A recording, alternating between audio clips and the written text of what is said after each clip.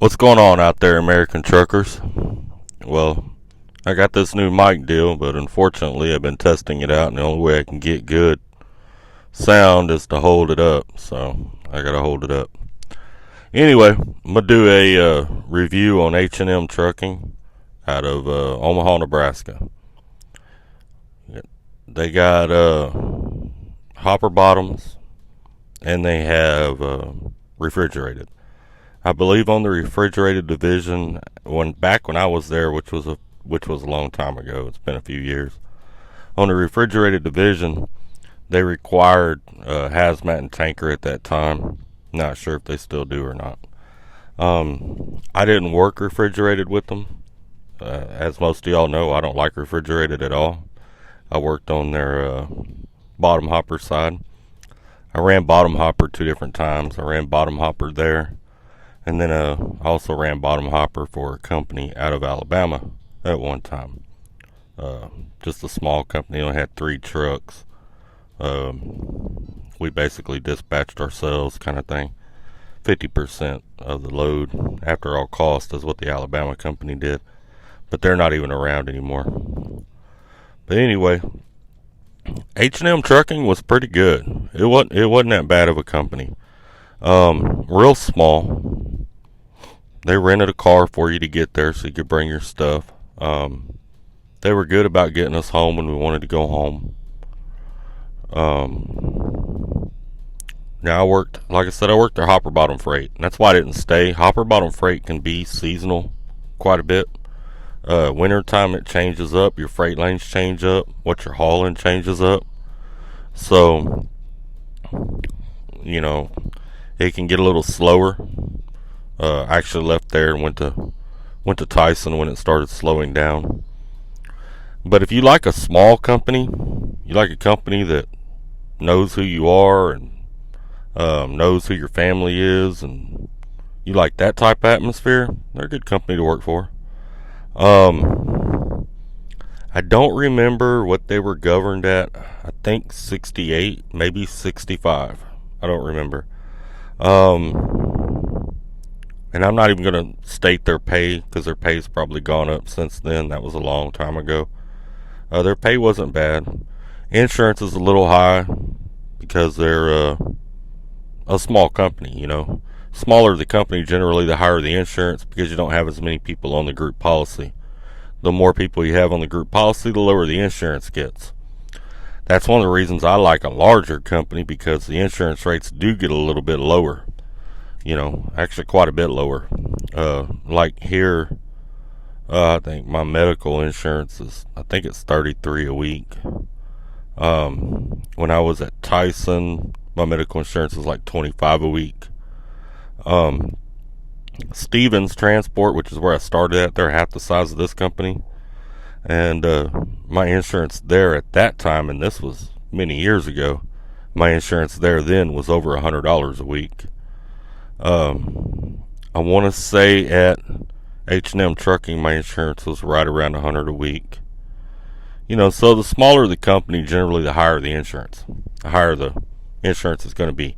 You almost get to a point of, it's very similar to going out and buying your own insurance, and it may even be cheaper sometimes for you to go get your own insurance. So, you know how that goes.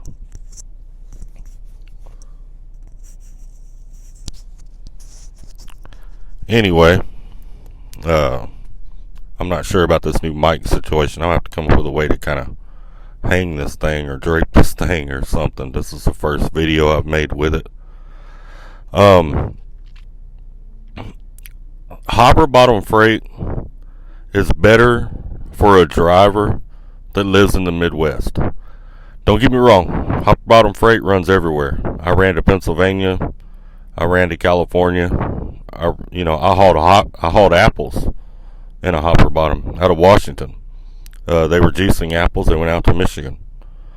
So they do have freight everywhere, but the majority of their freight is Midwest. North Texas, Oklahoma, Alabama, Ohio, Missouri, Nebraska, North Dakota, South Dakota. It's going to be your farm states. Haul a lot of wheat, a lot of corn, a lot of wheat mids, different ingredients for cat food, dog food, different stuff like that. If I was going to be an owner-operator, if I wanted to go back and buy another truck and do all that again, hopper bottom freight is probably what I'd go into. Here's the reason. The trailers, they're probably a little more expensive than a dry box, but not quite as expensive as a refrigerated. Most of your appointments are first come, first served, so you can turn loads quickly. I don't remember hardly ever having an appointment. It's as soon as you get there, you jump in line. As soon as you're unloaded, you're off to get another one, and you just keep right on going. So I was able to turn a lot of miles in a real short period of time because of that. Because that freight worked out that way. So if I was going to buy a truck, that'd probably be the route I'd go. Not only that, but one thing I did like about hopper bottom freight is you deal with more of the regular public, farmers, different things like that. It's a little different atmosphere. So I enjoyed that. It wasn't like what we do. We deal with warehouses and different things like that all the time. For those of y'all that don't know what a hopper bottom is, that's the trailer that has the 2 doors on the bottom of it. And you get a handle, comes with the trailer. You detach it and put it inside the truck. It's just a little handle. But anyway, you go out there, you put the handle on it, crank it, it opens up the bottom door. The product falls out of the trailer, usually into a pit. And then they have augers in the pit that run it up into silos. To get loaded, you make sure those doors are closed. You roll open a tarp that's on top. You do it from the ground. You pull up under a chute, and they'll load the front, and then they load the back. Or sometimes they load the back and then the front. Depends on where you're at. But if you're an owner-operator in that line of work, you get paid by the tonnage. So the more you haul, the more you get paid. That's another reason that if I was going to buy a truck, I'd go do that. Because I can actually have more control over what I'm getting per mile just by hauling more product. If I'm somewhere where I know I'm not going by a scale, we're going to load it down. I'm going to get as much product as I can get in there. They weigh you in before you get loaded. They weigh you out after you get loaded. They'll write either your weight or how many bushels you have on or whatever. They'll write the quantity of what you have down on your bills. And that's what you get paid if you're an owner-operator. Working for H&M paid us by the mile. Now, when I worked for that other company out of Alabama, we actually got paid by what we hauled. And the way that lady was doing it was she took the fuel off the top, whatever other cost there was off the top. 50% of what was left was mine. She kept the other half. It was a 1099 gig. It was alright. I mean, sometimes I made more money and sometimes I didn't. I actually think overall I probably made more money running by the mile at H&M because that little rinky-dink company in Alabama was pretty crooked. That lady was notorious for, skimming. And you'd have to fight with her for weeks to get all of your money. So it really wasn't worth it. I didn't work there very long. If I got to fight with you to get paid, I'm not going to stay very long. But anyway, that's my take on H&M Trucking. I was going to do a video on these guys a while back. I did get online and do a little bit of research, but I couldn't figure out what they were paying now by the mile.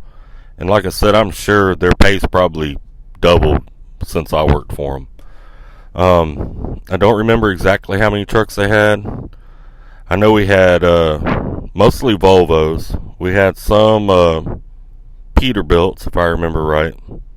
A couple ProStars and a couple Kenworths. Their yard is small. Like at any given time, their yard might have 5 trucks on it. I mean, that's the most it would hold. 5 trucks and 5 trailers. It's in Omaha, Nebraska. The hotel they put us in was pretty nice. It was one of those extended stay suburban suites, whatever you want to call them. He had the full kitchen, separate bedroom, bathroom, all that. They treated us real good. Orientation was only I think 3 of us. And it was in a little room with a desk. They treated us really good, and they pay like we pay here. They pay practical miles. They're one of the other companies I know of that pays practical miles. So, you know, I ain't got anything bad to say about them. They're a decent company, decent outfit. You know, so I mean, if what you're looking for is small, you're one of them people that likes to work for small companies because you just like being known or whatever, hey, be perfect for you. I prefer a bigger company. I don't like my name up in there that much. I like to be invisible as much as possible, and it's hard to be invisible when you're with a little bitty company. But anyway, hope everybody out there is doing great. I hope y'all can hear me better, since I'm going through all the work of holding this dang mic up like this. And I got iPhones and iPads. It is really difficult to find mics, you know, for an iPhone or an iPad. It's really easy if you have an Android device. Really difficult if you have an Apple device. Now, I did get online, like I found a few, and I would go and look at the reviews on them, and when I looked at the reviews on them, they just didn't. A lot of people were saying they were no different than just making a regular video. Well, I've had some people, and I guess it's the way y'all are hearing it, because some people listen to me and they don't have any problem. Some of y'all listen to it and you have a hard time hearing me. Now, I know in some of my videos, when they first start, it starts out low and then it increases. I've got to figure out, that's something to do in the program that I'm using, where I attach my starter, you know, my intro to my video. For some reason it's doing that, and I haven't figured that out yet. I'll get that figured out here pretty quick. But I appreciate y'all sticking around, supporting the channel. We'll talk a little bit more about my history here before long. I haven't forgot about doing a chain video. I actually kind of thought about, since winter ended, kind of waiting until winter's about to start again to do a chain video. Show you guys how to chain up, you know, for the new guys out there that don't know how to do it. I may start training later this year. I'm not training at the moment, and I don't know too many people that are, you know, COVID and all that stuff going on. You know, I'm not a youngster anymore, so I get sick, it may kill me, and I don't want to die.